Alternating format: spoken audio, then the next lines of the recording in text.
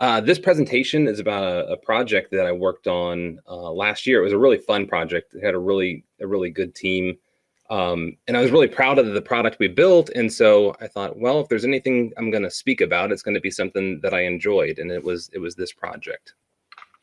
So a kind of, I don't know, funny to me story about Webscale, right? So 2007, the year I started my new job, which is actually led into this job through an acquisition and a few other paths, but it was up to that point in my career, I had always worked on smaller websites. I think we typically worked on intranets, if you remember that term, for companies. Lots of internal HR type apps and some CRM systems, lots of small websites. So nothing too big at that point in time in my career. And then I changed jobs to this bigger company. At least it's a bigger company to me. It's still a relatively smaller company in St. Louis. And the first thing I get to work on is this website with real public users, which is pretty exciting because up to that point, like I said, I'd only worked on intranets, so corporate type things that, really didn't leave the boundaries of the client that we were working on. So pretty exciting stuff. And when I came on to this team, we were at the version 1 release. So they had been working for, I think, nearly a year on this product. And so I came in, right at the tail end of it, and got to see them release this thing, got to partake in the celebration party. It was pretty fun. And what it was, this product was a high-end real estate website. So imagine, like what we see today with, locally we have like Coldwell Banker, and then, there's all these other websites. But we had really taken this product and made a really dynamic website with it. It was pretty cool. And using buzzwords back in the day, it was web 2.0. Everything was using Ajax. It was really a smooth website, lots of dynamic loading and inserting of content. And from an engineering standpoint, it was really great to see. I had, the 6 months before changing jobs, really started to get into unit testing and test-driven development. And that was part of the appeal of joining this company, is that they were following all these, best practices, focusing on design patterns and whatnot. And they were doing some, what I thought was really, really cool stuff at the time. They were using unit tests. They had a framework called Watton, which was like a way, it's not related to Selenium, but it is the same concept, right? You drive your tests, through browser automation.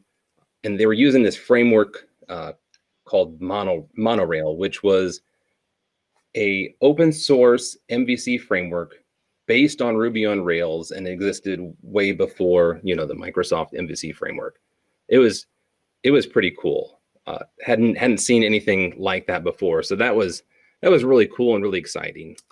And I worked on this client for, off and on, over the next 5 years. They were a good client, and they really wanted to add new features all the time and just keep, pushing the envelope. But the year 2009 really stands out for me as like a bad year for Webscale. And so we had 2 incidents that happened. The first one was pretty interesting.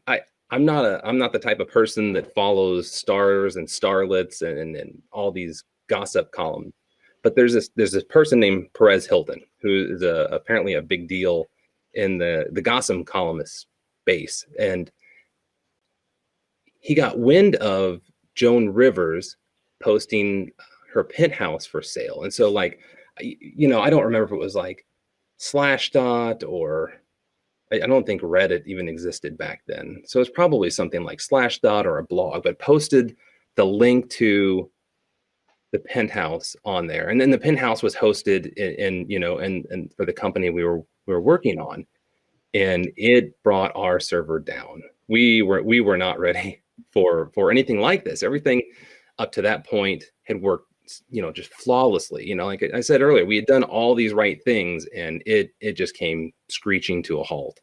And so we just weren't ready. And I remember going through all the logs, trying to figure out what was wrong, and I ended up fixing it. And I'll get to that in a second. But then the second incident came from Bernie, and it's not the Bernie of today. It's Bernie Madoff.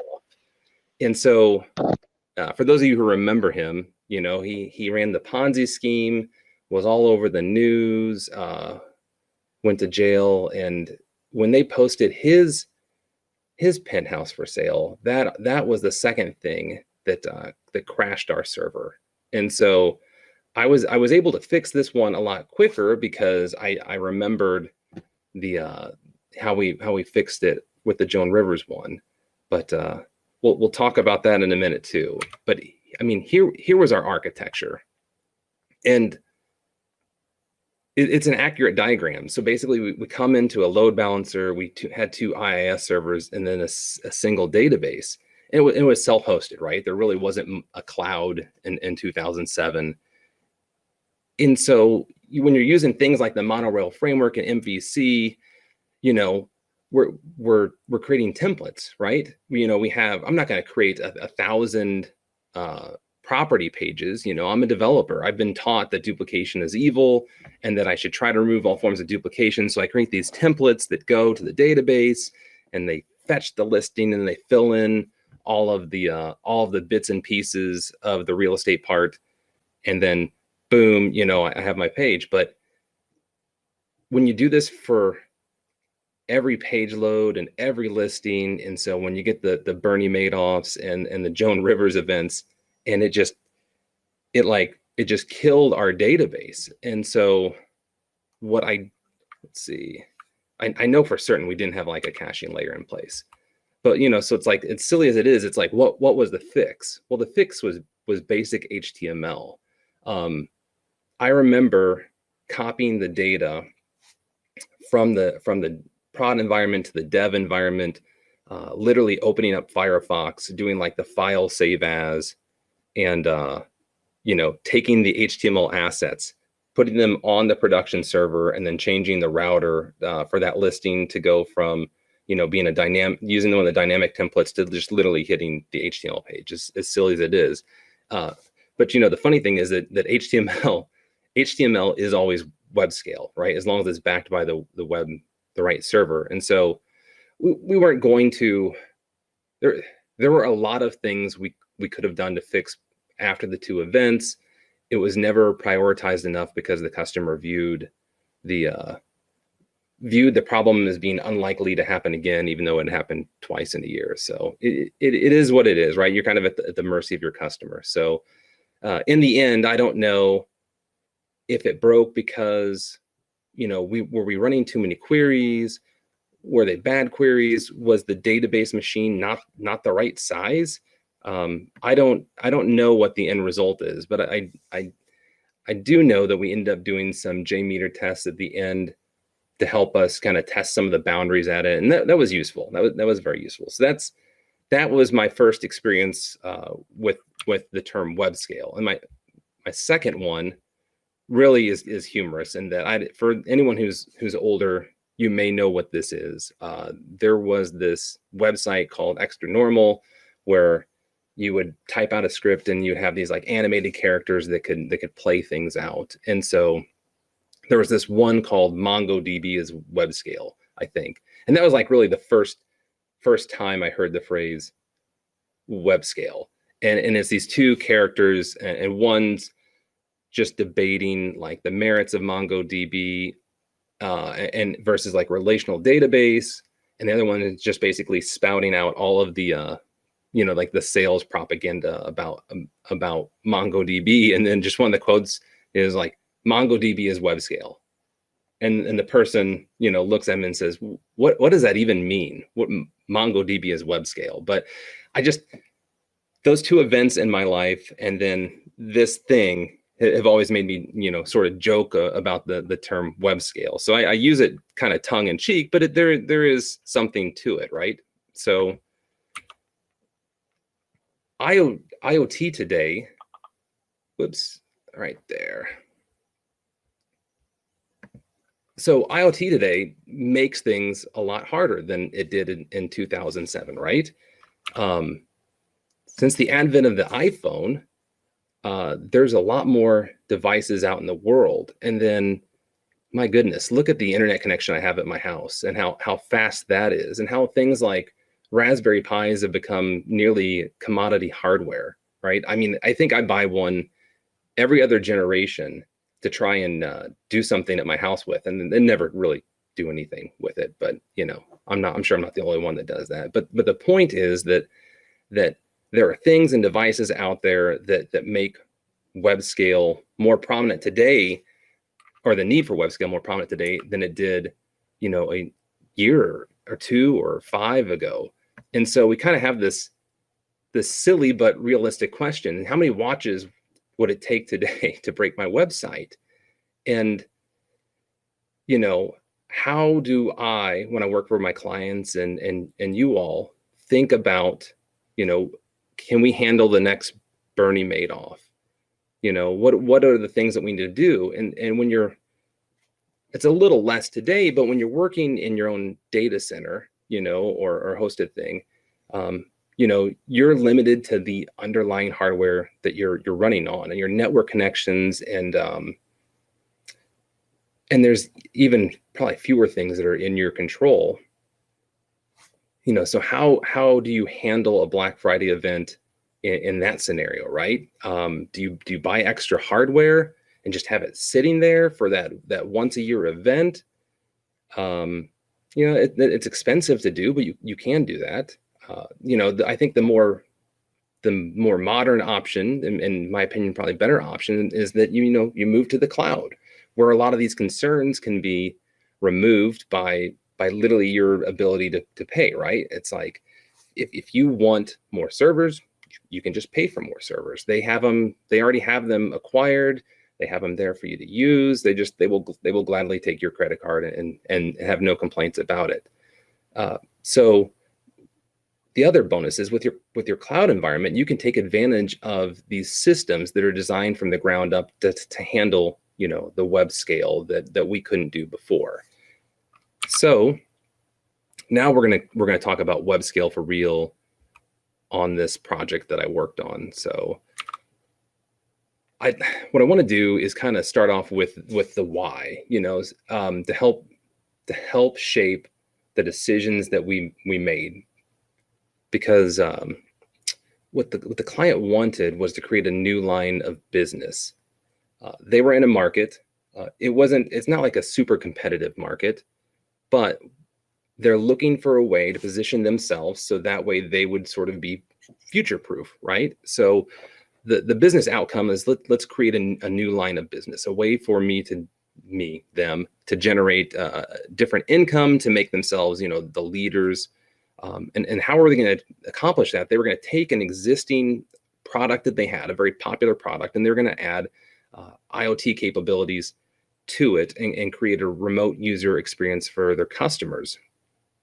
And it would have been the first thing like it in the market. So that really position them really well down the road for success and world domination or whatever it is. But one of the other key aspects to it is that the data is king. You can see so many companies morphing into data companies. And the process they had before was they would run this thing out on the edge. They would gather all this data, and then they would just box it up and ship it to their customers via PDF. So that data is gone forever. But with this new system, not only are they creating the new line of business, but they're possibly creating future lines of business by grabbing that data and then being able to do things on it later. Get the data first, figure out what to do with it second, was sort of the philosophy. But when you have data, then you can start thinking about things like AI and ML and all the other fun parts around that. So here was some list of considerations and decisions that we made, because we know the goal. Now we just need to pick the bits and pieces of AWS to match up with the goal to make sure we're building the right thing. And fun fact, there's like 175 different services within AWS. So there's a lot of different ways I can cobble together a solution that will work just fine for the customer. But it's trying to pick those bits and pieces correctly to make sure we're delivering the right solution for the customer. So common goal. Now we need to see what components make it up. And then here's kind of like the decision tree that we use to make these decisions. Small company, a lot of engineering excellence and production excellence, because basically a lot of electrical engineers, and then the manufacturing part that built the thing that they sent out. A very small IT staff. Most of the IT staff, their expertise was centered around supporting a small company, so not running a cloud environment or anything like that. So it just really not the right skill set. So to me, as I look at that, I say, all right, I should probably give them a lot of managed services, because the cost for them to be able to hire somebody that's talented enough to run their environment is probably going to be expensive. And what are the chances of that person sticking around for very long? Because frankly, if that's the only thing they're doing, if they only have that one product, that person just, if they're really talented, which is what they would want, they're probably going to get bored and then leave for another job, and they're going to have to wash, rinse, and repeat the cycle all over again. If I give them managed services, it's very hands-off, and it's something that they could probably do with the staff they currently have. So they had a global clientele for the industry that they were in. So that means I have to think about response times and making sure that things are reasonable, because part of their vision for this product was there was a chat component that allowed people to ask questions remotely to experts that were in I don't know if you'd call them a call center or something like that, but we needed to be able to make sure that happened really, really quickly. So for me, we want to take advantage of a CDN and global distribution to try and put the pieces out closer to the users. So that way the experience would be richer. They had a multi-year market adoption plan. They knew, I think they projected like a 10-year ramp up to hopefully, win the whole market. And when you're in the cloud, you have a couple of different options, right? I can spin up a box today and set it for the capacity that's 10 years in the future. I could set up for just enough to start today, and then over time we could ramp it up. If I do that approach, they have to either have the skills to be able to ramp it up themselves, or we have to build in the capability to help them, self-service that along. Or I could find components that basically the cost goes up with the scale that goes up, but it's also still fully managed. Another one that was important to them was industry alignment. They were very clear. Since IoT, they want to do MQTT as their protocol, because that's what everybody else was doing. So no one-off RESTful API doing weird things or anything like that. And then security. I like to think of security as a feature. Others would disagree that that's not a good idea. So what we want to do is figure out how to isolate client data, and then follow the principle of least privilege, which is baked into AWS for most of its things anyway. So on to the plan. So at high level, this is the plan that we came up with. So if you look at it, we break it down into basically almost two apps. So the first app is the display portal. So this basically encompasses the user experience. So the person that's in the control center, there's also some like admin pieces to it. Trying to think technically the people out in the field, there were some of the people that needed access to it, but most of it was going to be that control and command center part. And then the other app is the data ingestion part. So the ability to consume the data from that device that we're retrofitting with IoT functionality. And the goal there is to, get the data in fast, get it in secure, and get it in reliable. So this is the architecture high level that we went with for this engagement. So we're gonna start on the portal first. All right, so spent a little time to make fancy animations, but nothing too big. So the first component is, Route 53. It handles all of our incoming user requests for the infrastructure that's running on AWS. It can also route people to outside of AWS. So basically, it was our one-stop shop for all of our DNS and domain needs. I highlighted the parts. What you'll see as a theme is I'm trying to highlight the parts, like the fully managed, the cost-effective, to go back to the decision tree to help illustrate that these are why we chose these components. It's a pretty cool product. You can do health checks with it. You can do monitoring on your endpoints. You can do a variety of routing, and it also has a lot of latency-based decision making. So you can do geolocation-based stuff, which I don't have listed here, but would work really well with our notion of this, globally distributed system. It has DNS failover baked in, so it's really awesome in that it's saving me from having to do any kind of fancy stuff that I would have to have owned myself. So it's just like, why not use their managed service to take care of it for me? It's fully managed. It's really cost effective. So for us, we felt it was the right decision. We used it to do all the domain registration and whatnot. So for us, the next part to focus on is the CloudFront and then the S3 combination.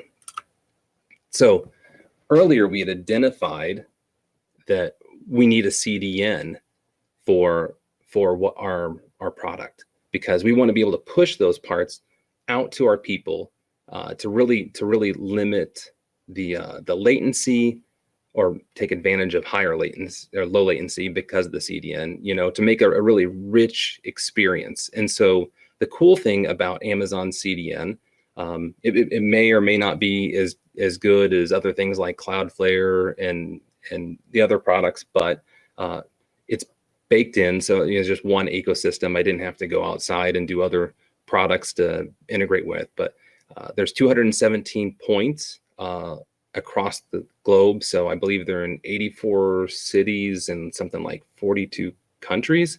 So a pretty good representation. And especially knowing that most of our customer base was going to be in the US, this definitely fit our needs for this product.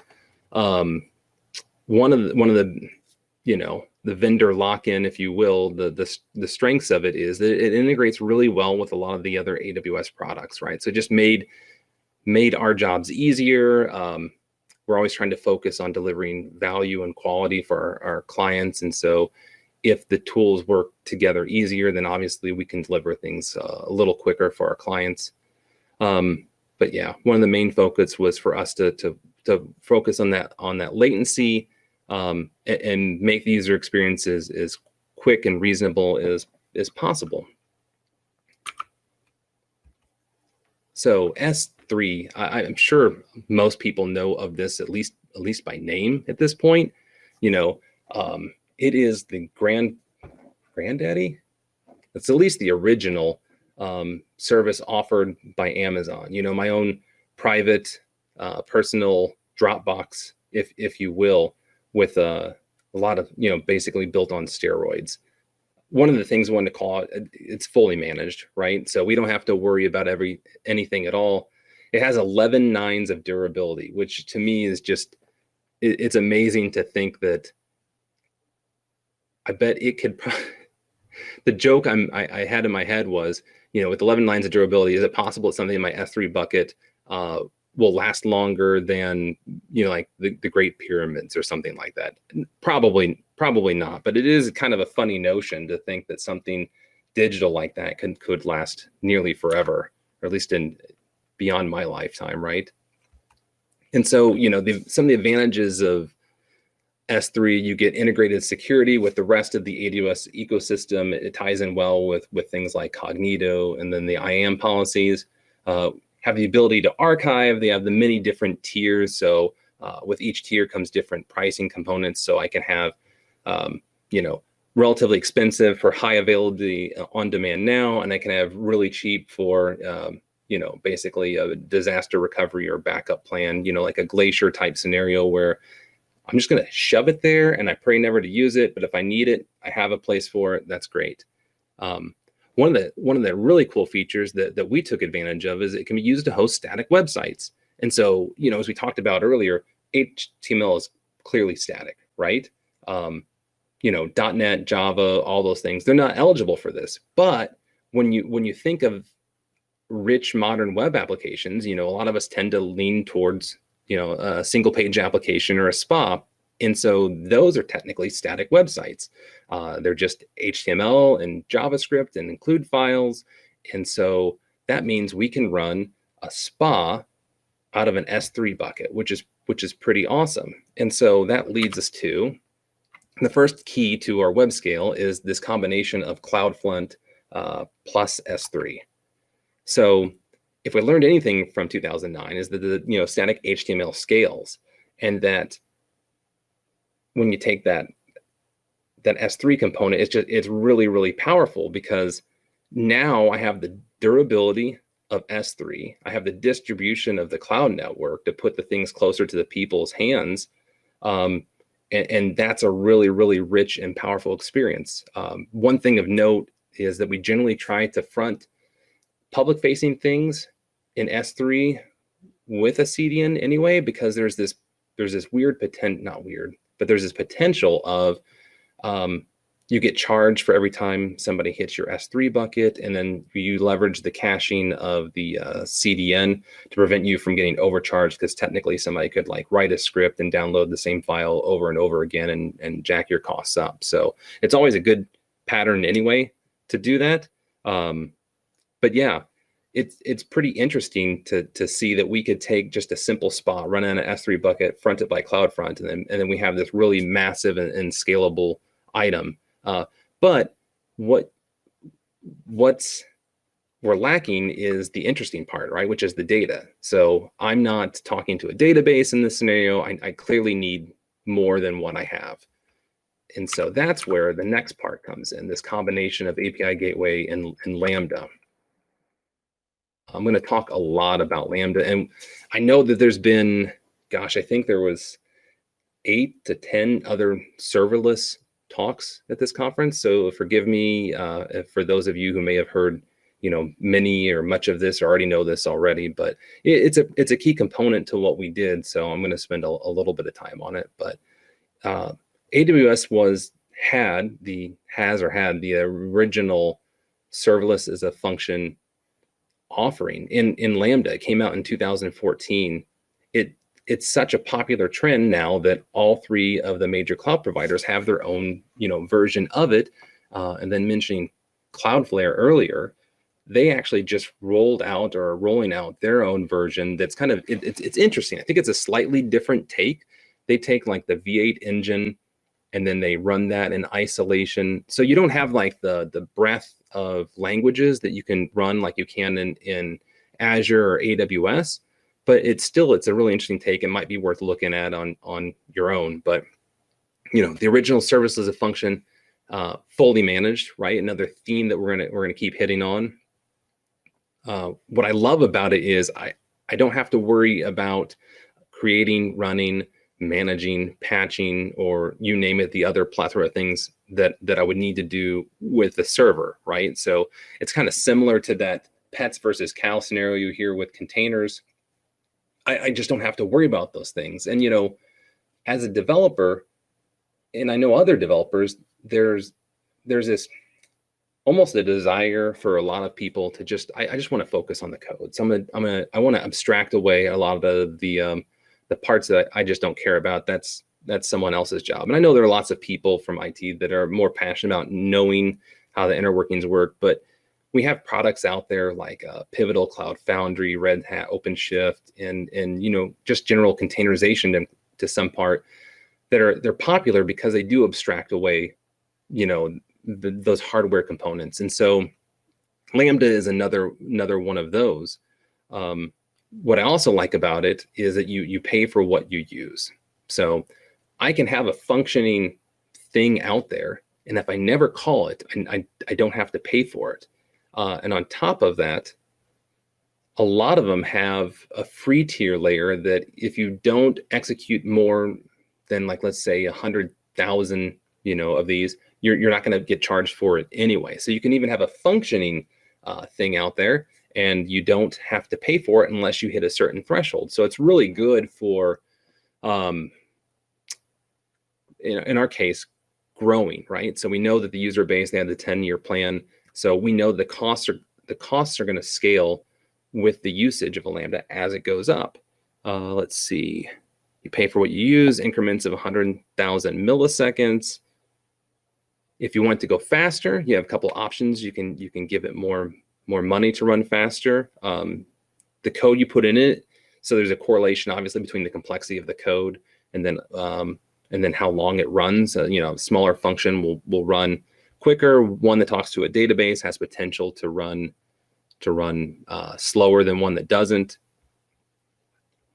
And the continuous scaling part. So, I mean, honestly, that's just AWS magic. I wish I knew more about how they do this. I think behind the scenes, they're basically dedicating like an EC2 instance that's somehow containerizing your app, and then they have limits on how they, you know, how many Lambdas that server can hold. And then when you need to scale up more, so as you get more requests and it needs to scale more things, I think they're adding like another EC2 instance on the fly, which is why you sometimes see a delay.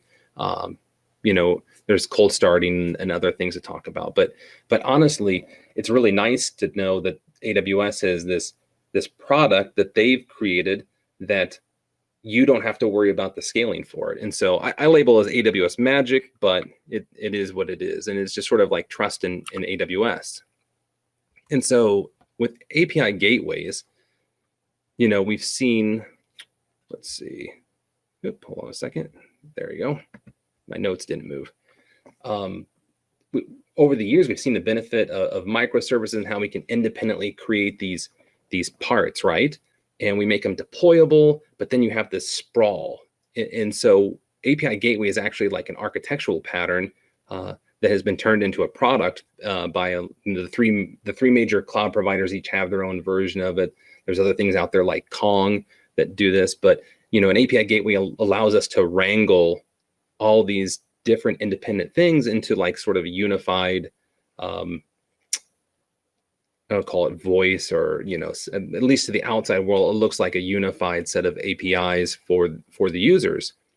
And like Lambda, it's fully managed. It provides a ton of benefits of working with APIs. You know, you've seen the list: the publish, the maintain, the monitor. It handles a lot of tasks for us that I don't want to handle. So it'll do authorization, access control. It has built-in monitoring to help us understand, you know, the throughput of our stuff. Amazon has another product called CloudWatch. It is a log aggregation and reporting system that you can put stuff through, and it's okay. It doesn't. You have to put my opinion. I could be, because I'm not as great at it, but I feel like you have to put a lot of work into CloudWatch to make it really usable. And again, it may just be because I'm limited to my depth of knowledge with that, but API Gateway automatically gives you that. So, you know, it gives you the ability to get insights into what's going on in your website a lot quicker. And with the API Gateway being the first part there, it's sort of like the catch-all for those things. It ties in well with IAM and Cognito. one of the notes is he has a max integration time of 30-second timeout. So when you call stuff, you only have 30 seconds for it to work with. And so what's cool is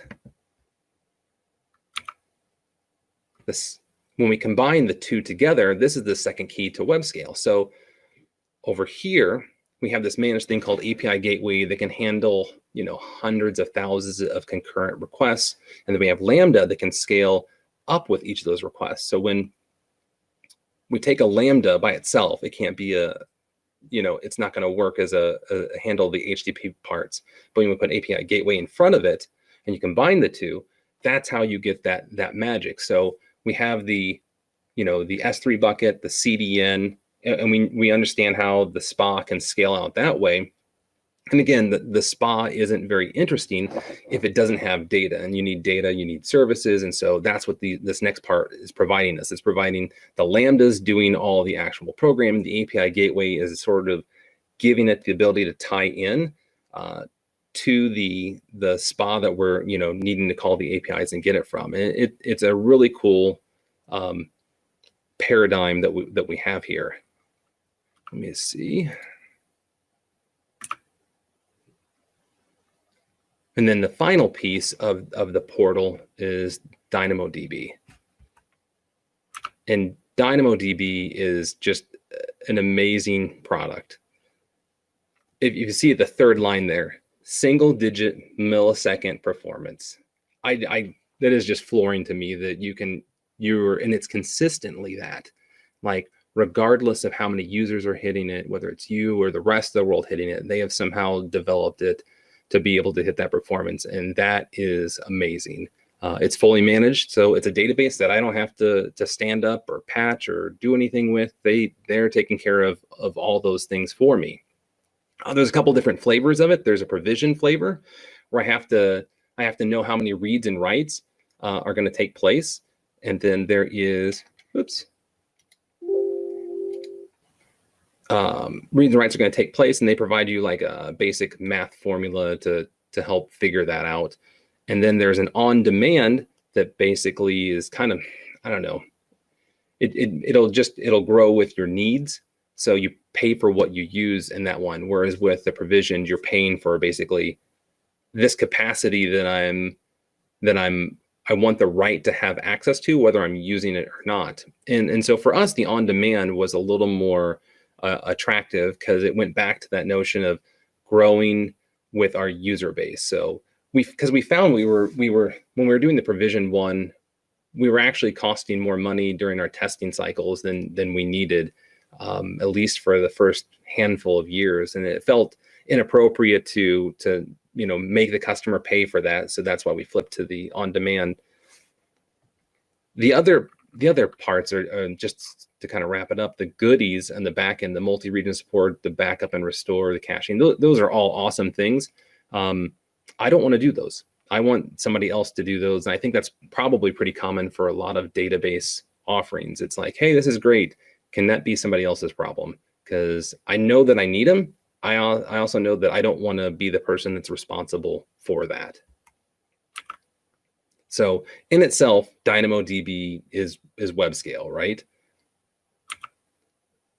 So I hope that what I've done is I've shown you the thought behind the different parts and how when we orchestrate them all together, we can create something really, really usable and dynamic and is truly Webscale for our customer. And so now we're going to go on to the data ingestion piece. And so there are less moving parts to this piece than there was up above. So we're going to focus mostly on IoT Core because we've already talked about Lambda and DynamoDB. So similar to DynamoDB, it's fully managed. It just exists with an AWS account in a region. So I don't have to CloudFormation, Terraform, anything. It's just there. Security is baked in, which is a huge benefit. And then you see the highlighting of the MQTT, which aligned up with the goals of, okay, I want to do an industry standards, and this thing supports those standards. So that was a big check mark for us. Another side note is the WebSocket. So we can do, near, I'll say near real time, but, pretty close or interactions to that. We also have this pub and sub functionality. So it's nice that what you can do is a client, can publish a message, and the subscriber can be other clients. It could be the server. We can do all kinds of crazy things. And then one of the other powerful features is that it easily taps into a lot of other AWS services. And we're going to talk a little bit more about that in a couple slides. So the default behavior, 500,000 concurrent connections allowed per account, and you can increase it. Like, that's awesome. The fact that out of the box, I'm confident that I can support that, right? So that alone gave us a lot of reason to want to use this product. You have a max message size of 128 KB. We found that pretty much all of our messages fell in the 1 to maybe like 10 KB range. So we were well under the limit. There are a lot more deeper limits that you could find in the documentation. But when the pub sub feature was the important part. And so just kind of dive into how this works. So you have this concept of a topic. So a topic could be, it could be very granular, or it can be very generic. And so looking at the Amazon documentation, I just scraped these examples to show you. So, if we have this notion of a sensor, I can do a grouping for a device. In this way, I'm calling a room a device because it's a one-to-one relationship. I could break it down to, the sort of the category, the humidity, and then have the room almost be the key. So it's just kind of your flavor of what you want to do. It's really cool in that it does wildcard support. And so that's more of the generic catch-all type of thing. And then AWS has a white paper that helps you guide you on thinking through how you want to do, your topics. And then the other cool thing is, so now that I have a topic, so I have something that the IoT devices can publish information to, I need rules, right? I want to do something with that data, I want to act on it. And so they give you this SQL-like syntax to create a rules. It's very easy. I can just say select from, and then I put the topic name. There is some amount of filtering that you can put in, so you can have multiple rules watch the same topic. And then I think it's actually unlimited. And then on top of that, you have actions. So a rule sets up sort of like, I'm going to catch that bucket, and I'm going to narrow down my results. And now what do I want to do with it? So I have 10 actions per rule. So I can do 10 things simultaneously per rule. And again, I can have multiple rules per topic. So what that gives you is the ability to build a really cool event-driven system. So when something comes in, I can act on it. I can do all kinds of things. And on top of it, it ties into 19 out-of-the-box AWS services. So if we look at the list of services, I think I just put some of the ones I wanted to highlight. But you'll see in the list is Lambda, right? And we just finished talking about Lambda and how awesome it is. And so, we can do all kinds of programming things in here. One of the other cool ones is at the top is the DynamoDB one. So in our early iterations, we tend to follow a lot of agile practices, and we would try to deliver value early and often. And so we would go through, and in the first kind of incarnations of it, we actually were just saving the data from the topic straight to Dynamo. Had absolutely no problems with it. What forced us to put Lambda in the middle was when we started to need to transform the data, and then there's some security concerns in there. So we're trying to isolate the data. So that's why we used Lambda. In IoT Core, there's the concept of device shadows, which helps you understand the state of your devices out in the field, when they last connected, where they are, the things like that. There's a whole bunch more, but it wasn't relevant for this talk. So we're not gonna go into that. So we just spent a lot of time on IoT Core. Lambda we previously talked about, but just wanted to highlight that you could see that we bring the data in, we do the rules, we have the actions, and then Lambda is really good for event-driven things. And so that's why we use Lambdas to help basically react, to those events that were coming in and save the data to the database. And so, yeah, DynamoDB again. I just wanted to call out that it's highly available and fully managed. So for us, the important parts were get the data in, get it in quickly, and then have it there and ready for the portal part to take in. So I want to talk about ephemeral versus durable. So ephemeral, the concept of lasting for a very short time, and durable, the ability to exist over a long time without significant deterioration. So the question we end up finding ourselves asking is, how important is your data? And so the plan had, IoT Core to Lambda. And what we ended up doing is actually taking it and changing it to this. So there was potential that if for some reason that a Lambda was broken or not working, that the data could be dropped on the floor with the current setup we had.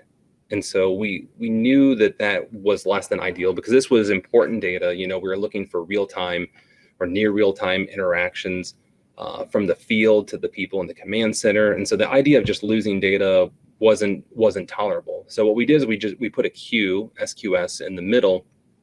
So that was one of the 19 actions we can do. And then we had Lambda react to that queue when something comes in. And then as a backup, we have a dead letter queue. So if anything goes wrong, 5 attempts, I believe, after 5 failed attempts, it goes into dead letter queue and then sends a notification via email to the customer. And then we had basically a playbook for the customer to then go and then perform an action to go and fix things. So yeah, more or less just talked about that. So SQS makes our data more durable. So security, IoT Core works really well. Well, I mean, honestly, it's dependent upon X509 certs for everything. So all the IoT clients have to have a cert generated in order to successfully talk to the client. You can bring your own cert. You can use the Amazon created one. What we found out is if we ever wanted to do multi-region IoT Core, you have to manage your own certs. So the fourth key to our Webscale was the concept of the IoT Core, the Lambda, and the DynamoDB. We could see that IoT Core is set up for large amounts of scale out of the box. We know previously that Lambda is also set up to handle the scale, and then DynamoDB is scale out of the box. So, we have the CDN and S3. We have the API gateway, the Lambda, and DynamoDB, and then we have this part. So, as a whole, this is how we feel that our system, is web scale. And so kind of talking about the extra bits, I'm kind of glossing over the user management piece of it. We were using Cognito. It was also fully managed. It handles authorization and authentication. It works well with a lot of the AWS services.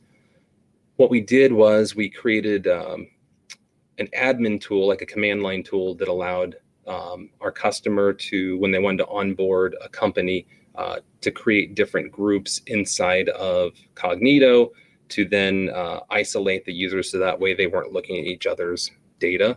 Another thing I had forgot to mention earlier is that with DynamoDB, you have the ability to isolate individual records based on security policies. So even if you have like a table full of all your customers' records, you can limit it to where the user who logs in, who they are, and they can only see certain things. And that's tied into Cognito along the way. So lessons learned. One of the things that we had to focus on was Lambda and the potential of cold starts. In the development environment, we were constantly deploying and redeploying Lambdas. We were running into cold starts probably more often than what they would do in the field. And so what we know about Lambdas, at least at the time, they've changed it since then to where you can kind of have an always warm Lambda. with some different configurations, is we knew that if we increased the RAM given to a Lambda, that it was less likely to have a cold start time, or the cold start time would be minimized. So that was a big thing we did, is we could have waited and let data, drive our decision. Instead, we optimized for future proofing, because we weren't sure if we were going to be on contract with the customer or not. So we just went ahead and oversized, which cost a little more money, but in the scheme of things, it guaranteed the performance that they wanted. Another lesson learned is we found out that the latency was pretty good from across the globe to where we were. So we started off with a single region. I think it was US East 1. And the goal was to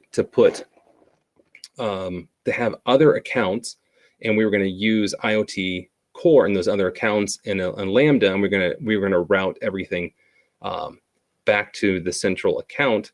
So that way we could, do a kind of distributed thing. And the goal is, or at least our thinking was, the Amazon network is fast. So the quicker I can get data into the Amazon network, then the faster I can make that experience. I did learn that I don't know enough about some of the networking concepts. I would have had to have gotten help, but there was potential that if we had done that wrong, we actually could have made it worse, because maybe a call would have went out over the public internet and not been on the Amazon network. So that would have been interesting to do, but we down prioritized, the global distribution of the IoT Core part, but ended up being okay anyway. So that was kind of neat.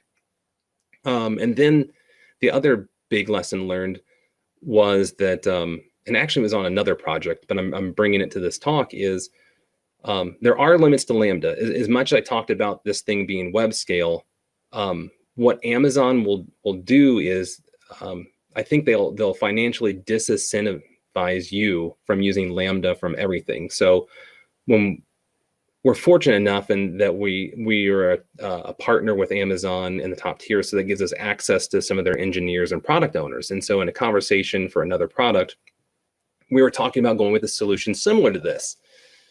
And then that's when they basically told us, like, hey, if for the level of scale you're talking about, there's sort of a separate menu for that. And what we're gonna do is we're gonna disincentivize you financially from doing this. We can make it work, but it costs us a lot of money internally to do that, and we don't really want you to do that. So we make the prices go up.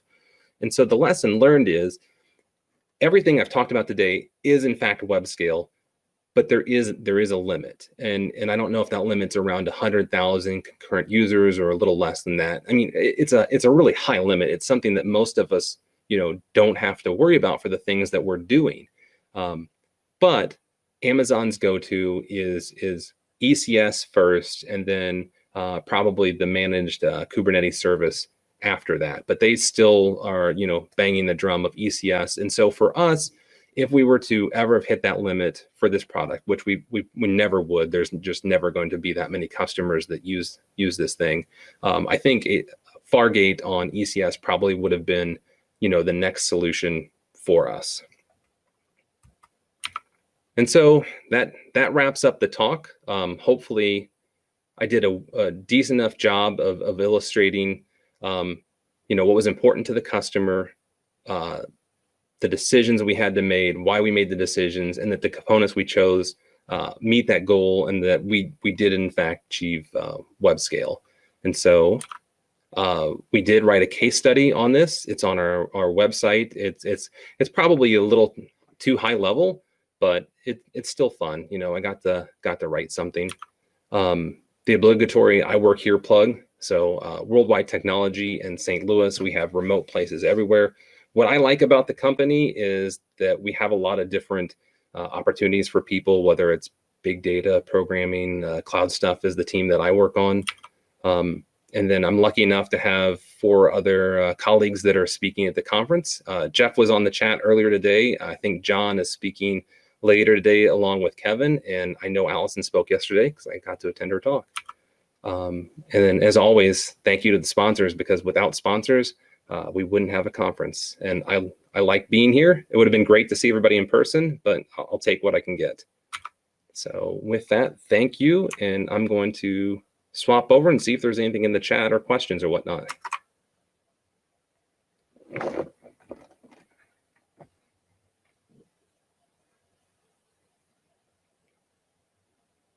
Is that it? Are we over?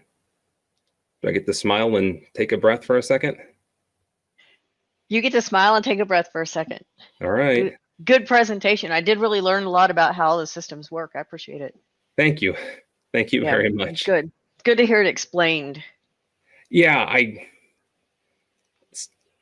that was the goal, right? Is just to help show the thought process of the whole thing, because it's so easy just to go say, like, just pick these things together and you'll, like Lego blocks, just take these blocks together and you'll have a tower. But it's like, well, why am I doing this? Like, why is this important to the customer? Because, like, I don't want to lose fact of, the customer had input in all these things, and I want to make sure that I'm doing them right and not just, what's the phrase?